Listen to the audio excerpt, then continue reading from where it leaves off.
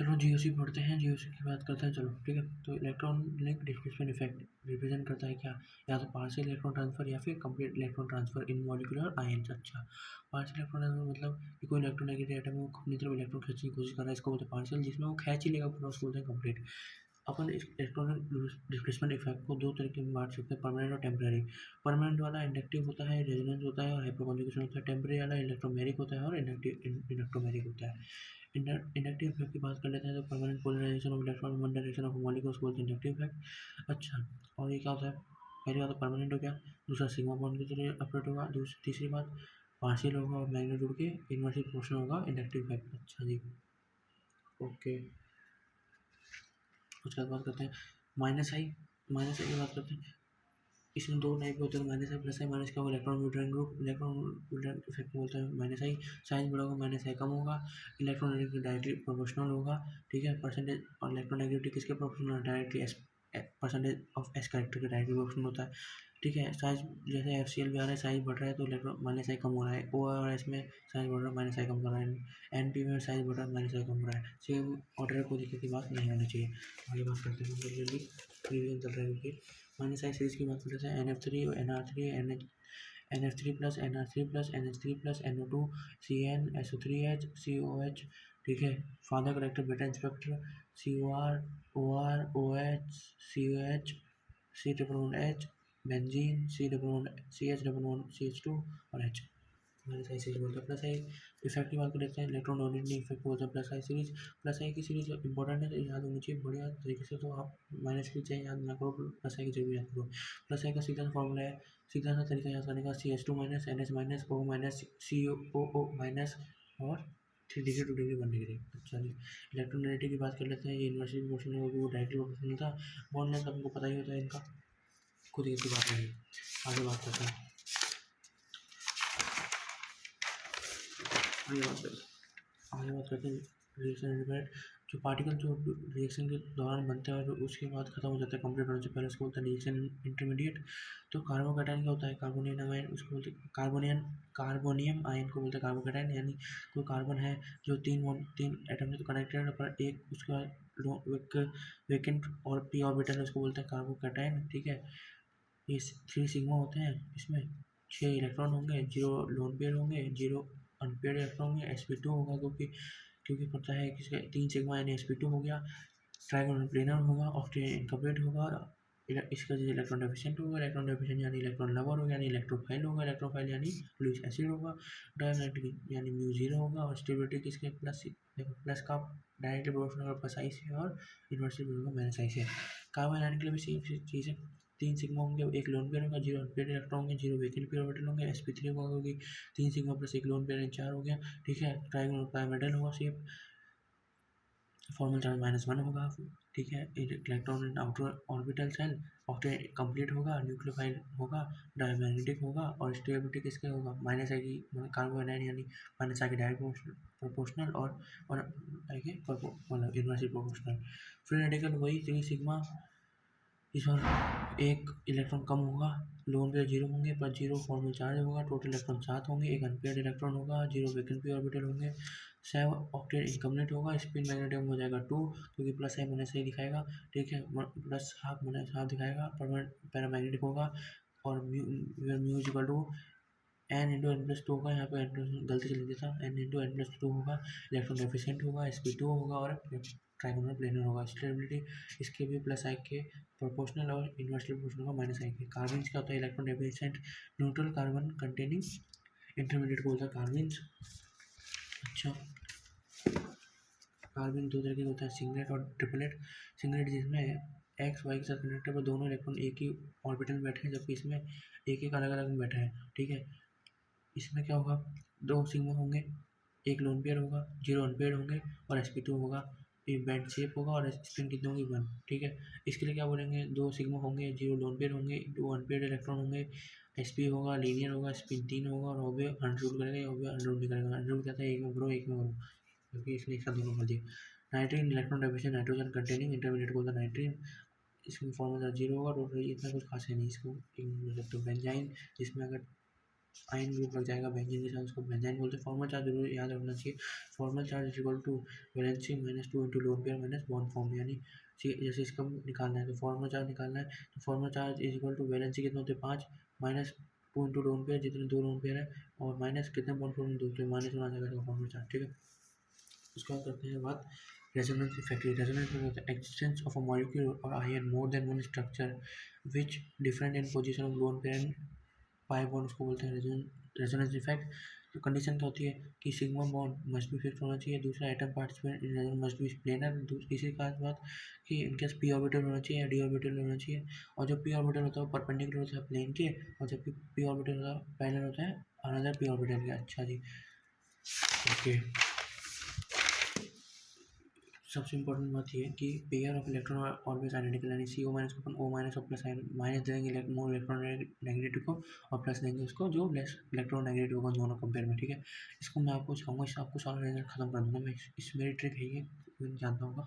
ठीक है, resonance structure are hypothetical and not explain property of molecule actual, ये hypothetical होता है और ये असली प्रॉपर्टी नहीं दिखाता है, जो कि रेजोनेंस हैबिट जो बनता है वो एक्चुअल स्ट्रक्चर होता है। अच्छा, अब बात कर लेते हैं drying of R S L, बहुत हार्ड होता है, किसी से नहीं बनता, कैसे बनाओगे सर। देखो ऑर्बिटल बोल लो या फिर प्लस, मैं तो ऐसे याद रखता हूँ, plus single double, plus plus single double, ठीक है। प्लस सिंगल डबल है, प्लस है सिंगल डबल है, तो प्लस यहाँ पे क्या बनना चाहिए कि डबल वन बन जाए, माइनस, तो माइनस बनाया यहाँ डबल वन बन गया, और यहाँ अपना ऑटोमेटिकली प्लस आ गया। तोड़ना है इसको डबल वन, अब यहाँ प्लस है तो यहाँ क्या करूँ मैं, माइनस तोड़ दूँ इसको, यहाँ प्लस तोड़ दूँ, तो माइनस ये बन जाएगा और ये प्लस बन जाएगा, ठीक है। ऐसे याद करोगे तो बहुत जल्दी होगा, कोई आपको उठा के भटकने की जरूरत नहीं है, डायरेक्ट आसान है, ठीक है।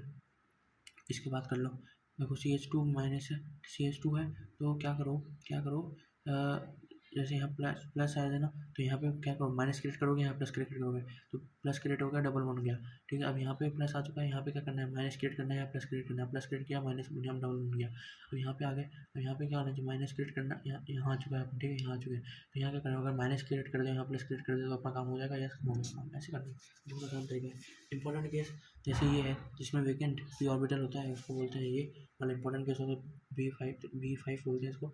एक 1s2 2p3 होता है, इसमें क्या होता है वही एक तरह इसको प्लस ही ट्रीट करो, प्लस या माइनस बनाना है या प्लस बनाना है, तो प्लस माइनस प्लस अपना प्लस बन जाएगा, ठीक है, माइनस वहाँ चल जाएगा इसमें, ओके, कोई दिक्कत की बात नहीं है। इसमें माइनस सिंगल डबल वही सिस्टम है, इसमें माइनस है तो इसमें आपको प्लस क्रिएट करना पड़ेगा, माइनस यहाँ प्लस क्रिएट किया, यहाँ माइनस हो गया, ठीक है, माइनस आ गया, फिर से यहाँ प्लस क्रिएट करना है और फिर माइनस आ जाएगा, फिर यहाँ प्लस यहाँ क्या आ जाएगा, माइनस आ चुका है, तो यहाँ प्लस क्रिएट करना है, माइनस आ गया, माइनस यहाँ आ गया, फिर यहाँ पे माइनस आ चुका है, अपन देखो देखते जाओ आगे मैंने बना रखा है, माइनस यहाँ आ चुका है, माइनस को यहाँ प्लस क्रिएट करना, तो प्लस यहाँ क्रिएट किया, माइनस यहाँ आ गया, यस, तो सारे आपको ने प्रोसेस समझा दिया है। रेजोनेंस इफेक्ट हमेशा क्या होता है, ऑर्थो और पैरा पे बात होती है जब किसी में बात करिए बेंजीन में। अच्छा जी, अच्छा, फ्री रेडिकल, अब बात करते हैं फ्री रेडिकल सिंगल डबल, तो वही सिस्टम प्लस डबल वन का ऐसे तोड़ोगे, यहाँ पे फ्री रेडिकल, यहाँ फ्री रेडिकल, तो ये फ्री रेडिकल डबल वन बनाएंगे, फ्री रेडिकल मिल जाएगा। डबल सिंगल डबल के लिए वही सिस्टम है, मोर इलेक्ट्रोनेगेटिविटी को तोड़ो, तो यहाँ पे माइनस ले लेगा, यहाँ प्लस ले लेगा, यहाँ माइनस हो चुका था, यहाँ क्या होना चाहिए ऑटोमेटिकली प्लस, तो ये डबल वन यहाँ बन जाएगा और यहाँ पे प्लस, ओके। यहाँ पे सिस्टम माइनस प्लस, और यहाँ पे फिर माइनस प्लस, यहाँ बॉन्ड, यहाँ पे प्लस आ जाएगा, ऑटोमेटिकली यहाँ माइनस आ जाएगा, कोई दिक्कत की बात नहीं, इसको बोलते हैं ट्रिपल स्ट्रक्चर। अच्छा, इलेक्ट्रोनेगेटिव से बात तो करो, क्या होता है, देखो CNOF में ऐसे इस तरफ जाओगे तो इलेक्ट्रोनेगेटिव बढ़ेगी और डाउन द ग्रुप इलेक्ट्रोनेगेटिव कम होगी। अच्छा, माइनस और माइनस एम इफेक्ट क्या होता है, इसको मेजेमेरिक बोलते हैं, ठीक है। इलेक्ट्रॉन विड्रॉइंग इफेक्ट को बोलते हैं माइनस आर या माइनस एम।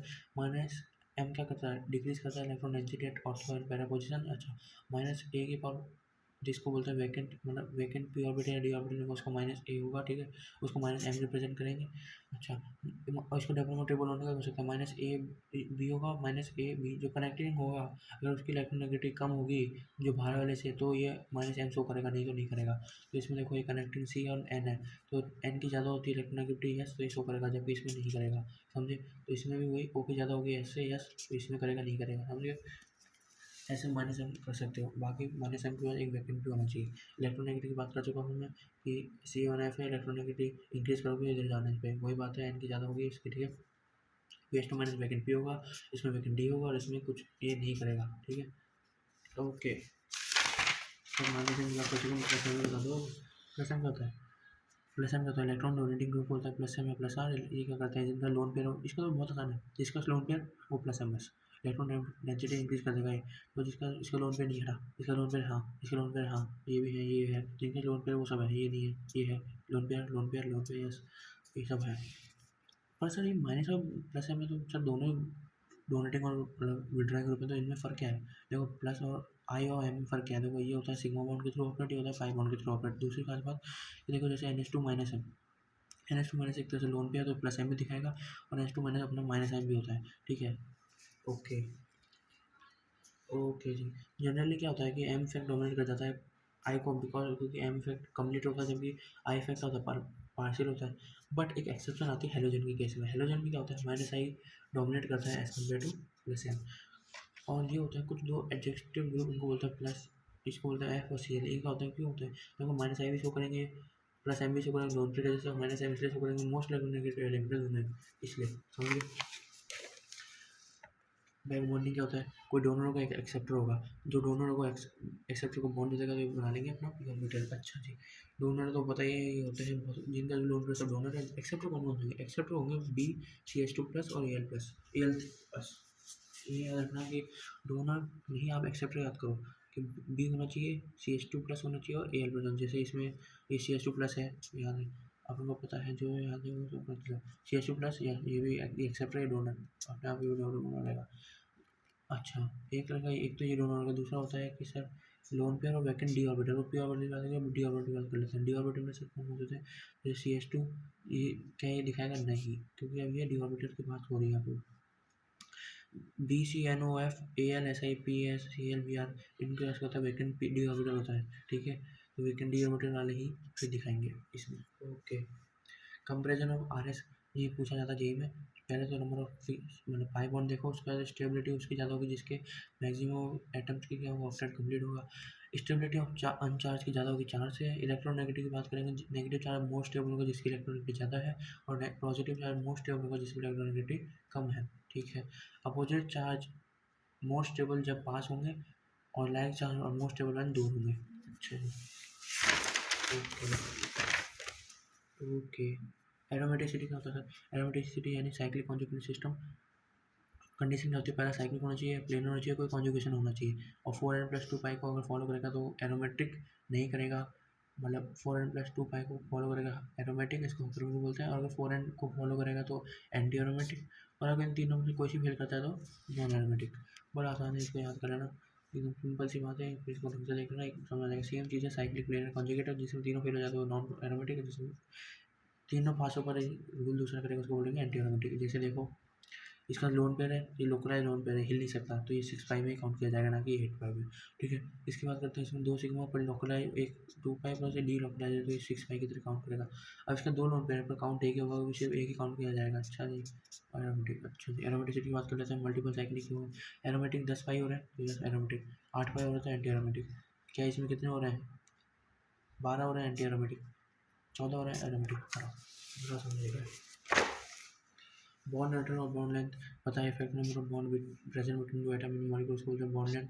इन्वर्सली प्रोपोर्शनल होता है बॉन्ड ऑर्डर के, और बॉन्ड एनर्जी होता है bond order directly proportional. Equal contributing है आइडेंटिकल, जब आइडेंटिकल प्रेजेंटिंग स्ट्रक्चर होते हैं तो क्या होता है, बॉन्ड ऑर्डर क्या होता है, CO का 1+π/σ, बस डायरेक्ट। जब किसके लिए? सिर्फ आइडेंटिकल, याद है ना, आइडेंटिकल केस में ही होता है सिर्फ। अच्छा जी, सेम वही देखो 1+3/π/σ जब आइडेंटिकल होगा। नॉन आइडेंटिकल की फिर अपन को निकालना पड़ता है, जे भी कुछ नहीं आता खासकर, इतना कुछ खास है नहीं। तो रेजोनेंस एनर्जी की बात कर लेते हैं। तो difference between resonance hybrid and most stable resonance structure is known as resonance energy. ये हो गया हाइब्रिड, ये हो गया मोस्ट स्टेबल, उसमें मैनेज कर देंगे तो रेजोनेंस निकल जाएगा। रेजोनेंस एनर्जी क्या होता है? एरोमेटिक ज़्यादा नॉन एरोमेटिक से, और फिर एंटी एरोमेटिक। आइडेंटिकल की ज़्यादा होगी नॉन आइडेंटिकल से, क्रॉस की एक्सटेंडेड की ज़्यादा होगी क्रॉस से। एक्सटेंडेड यानी देखो ऐसे गया यहाँ तक आ गया, इसको बोलते हैं एक्सटेंडेड। जबकि क्रॉस में क्या होगा, एक तरफ एक बार इस तरफ एक बार उस तरफ, उसको बोलते हैं क्रॉस। तो एक्सटेंडेड की ज़्यादा होती है क्रॉस के मामले में। दूसरा रेजोनेंस एनर्जी डायरेक्टली प्रोपोर्शनल होगा number of atom participating in resonance. एक और चीज़ फ्राइज रूल क्या कहता है? फ्राइज रूल कहते हैं number of benzoic structure directly proportional to resonance energy.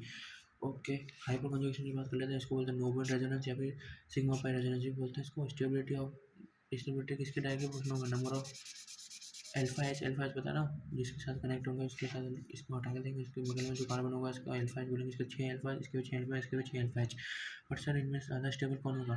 तो हमें याद रखना कि ये ज़्यादा स्टेबल होगा ट्रांस पे और फिर सिस लेस स्टेबल होगा, फिर ट्रांस, मतलब पहले सबसे ऊपर आएगा नॉर्मल वाला, फिर ट्रांस और फिर सिस।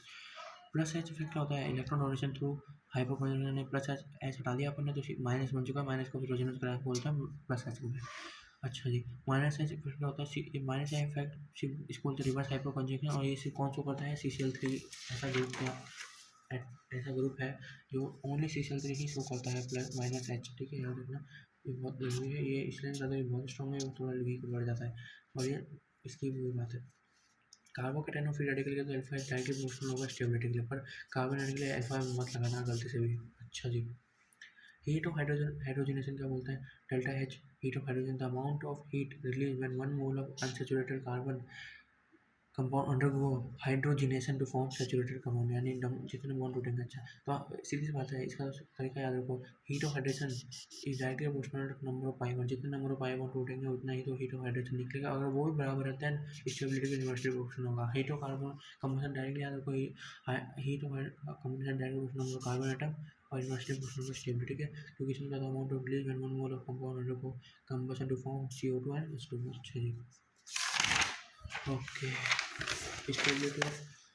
Stability of intermediate, carbon cation कब स्टेबल होगा? कार्बन सबसे पहले तो डांसिंग रेजोनेंस होगा तो स्टेबल होगा, उसके बाद करेंगे एरोमेटिक होगा तो स्टेबल होगा। अच्छा, या फिर सीधा ऑर्डर याद रखना, plus M reso plus H plus I minus M minus H minus I. ठीक है, कार्बन के लिए वही सिस्टम, पार्ट ऑफ एरोमेटिक, उसके बाद minus M minus H minus I plus H plus M. अच्छा, फ्री रेडिकल के लिए वही system, plus M reso plus H plus I minus H minus M. कैसे समझाता हूँ तुम्हारे को, इसे दोनों कंपेयर करना है अपन को, कौन ज़्यादा स्टेबल है।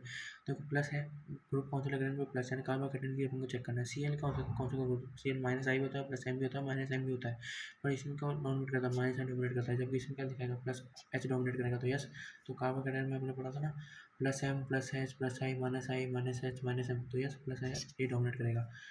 ठीक है, और इसमें माइनस एम आ चुका है, ये तो सबसे लास्ट आएगा और इसमें प्लस आएगा फिर। ठीक है, उसके बाद इसमें वही सिस्टम, CCl3 आ गया, माइनस एच लग गया, माइनस एम लग गया, तो माइनस आई और माइनस एच में कौन डोमिनेट करेगा? फ्री रेडिकल पे।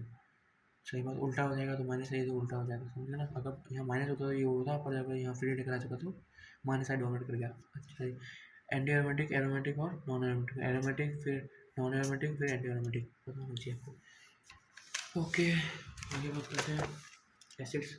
एसिड क्या होता है? एसिड और दो substance which donate H plus in aqua solid बोलते हैं एसिड। एच बोलते हैं कॉन्जुगेटेड बेस की स्टेबिलिटी की डायरेक्टली प्रोपोर्शनल होगा एसिड की स्ट्रेंथ। ठीक है, तो कुछ भी हो कॉन्जुगेट एच निकाल दो, तो इसमें एच निकाला, F minus Cl minus Br minus और I माइनस में स्टेबल कौन होगा? I माइनस स्टेबल होगा, RCO ROH SH H2 और H2S। ठीक है, क्या होगा अगर H इनसे जुड़ता है तो क्या होगा? स्टेबिलिटी बढ़ेगी, समझ गए? अगर देखो H और O और S में S की ज़्यादा होगी, इसमें भी S आ गया तो S की ज़्यादा होगी, Cl आ चुका तो ज़्यादा होगी।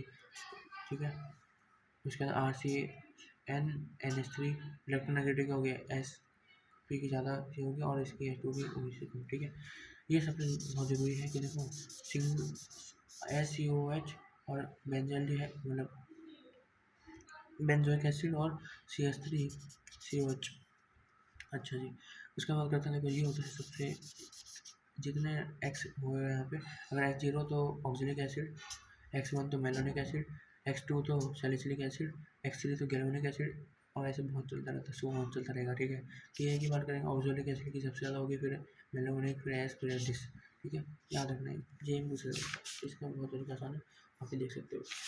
ओके, बात करते हैं phenol and derivative. Phenol and derivative OH होगा, फिनॉल होगा, फिर फिनॉल माइनस आई होता है, इसको plus H plus minus H plus stable होगा, फिर प्लस में CD3 और CH3 में कौन होगा?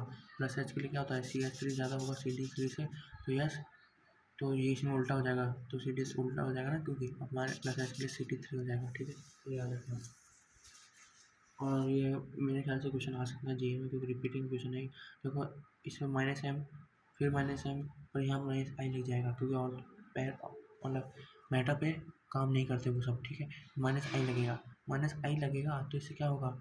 माइनस जब भी अगर ऐसा आपको ऑर्थो पैरा में दिक्कत हो, आप हमेशा याद रखना पॉम। क्या रखना? पॉम। क्या याद रखना? पॉम। तो पॉम से पैरा स्टेबल होगा, देन ऑर्थो होगा, देन मेटा होगा, ठीक है। अच्छा, बेंजोइक एसिड एंड डेरिवेटिव की बात कर लेते हैं। बेंजोइक एसिड का HCOH मैंने बताया था, PSCOH से ज़्यादा होगा, CH3COH याद रखना, ठीक है। इसके डेरिवेटिव का ये पूछा जा चुका है एक बार ये। HCOH सबसे ज़्यादा, फिर PSCOH, फिर CH3COH।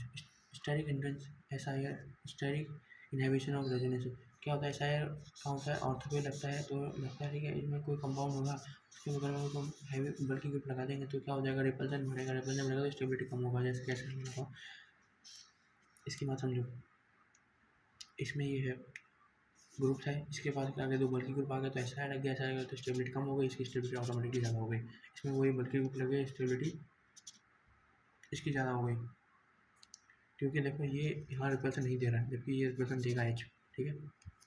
अच्छा जी, बेसिक स्ट्रेंथ क्या होता है? B माइनस H डाल देंगे, H भी बन जाएगा, ठीक है। P के भी ये होता है, ठीक है। नाइट्रोजन कंटेनिंग बेस लोकलाइज होता है, लोकल डी लोकल से ज़्यादा याद रखना इंपॉर्टेंट क्वेश्चन है, ठीक है। बेसिक स्ट्रेंथ डायरेक्ट रिप्रेजेंट के बी के और 1/, के बी के। बेसिक ये दो बार पूछ रहे थे। Basic strength of amine RnH2 R 2 degree और 3 डिग्री, ठीक है, याद रखना, ठीक है।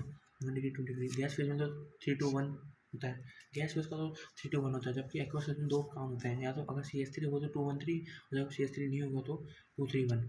जब CH3 तो 213, और जब CH3 नहीं होगा तो 231, और गैस फेज में 3 to 1। ओके, वो दिक्कत नहीं होनी चाहिए। SIP के लिए वही सेम सिस्टम है कि इसमें प्रोटोनेशन होगा, वही अगर बल्कि ग्रुप आ जाएगा स्टेबिलिटी कम हो जाएगी, ठीक है। SIP आ गया तो सबसे स्टेबल हो गया, फिर इसकी कोई दिक्कत नहीं, सेम सिस्टम है, ट्रिक से देखो, कोई दिक्कत की बात नहीं है। इसकी बात कर लेते हैं कि कोई स्ट्रॉन्ग एसिड है, उसको कभी भी इनके साथ NaHCO3 NaOH NaNH2 के साथ डालोगे, हमेशा आपको क्या मिलेगा? एक कॉन्जुगेट बेस निकल जाएगा अपना, समझ गए, और एक वीक एसिड निकलेगा, ठीक है, याद रखना बस। स्ट्रॉन्ग एसिड कौन सा है? HCl H2SO4 HClO4 HNO3, स्क्वायरिक acid, ठीक है, और पिक्रिक एसिड, ये होता है स्ट्रॉन्ग एसिड। और याद रखना, जब भी डालोगे HCl में तो A- निकल जाएगा। कौन कौन से ग्रुप? NaCO3 NaOH और NH2। ब्रैक्स रूल बोलते हैं जिसको, carbocation and alkene will not exist at the bridge position. Bridgehead position में कभी कार्बोकैटायन और एल्केन प्रेजेंट नहीं हो सकते, ना यहाँ होंगे ना यहाँ होगा। यहाँ हो सकता है ब्रिज हेड नहीं, क्योंकि यहाँ भी नहीं होगा, क्या यहाँ होगा? यस, यहाँ हो सकता है, क्योंकि, ठीक है, बढ़िया। NaH रिडॉक्स, जब भी ROH के रिएक्शन करोगे Na के साथ तो RONA बन जाएगा। सोडियम इसको बोलते हैं सोडियम मेटल ऑक्साइड डालता है और इसको आप H2O निकल जाता है। इसके साथ आपका 0 से खत्म। Thank you. आइसोलेशन की बात करेंगे, प्लीज़ सब्सक्राइब करना चैनल को और आगे भी मेरी मदद करना। Thank you.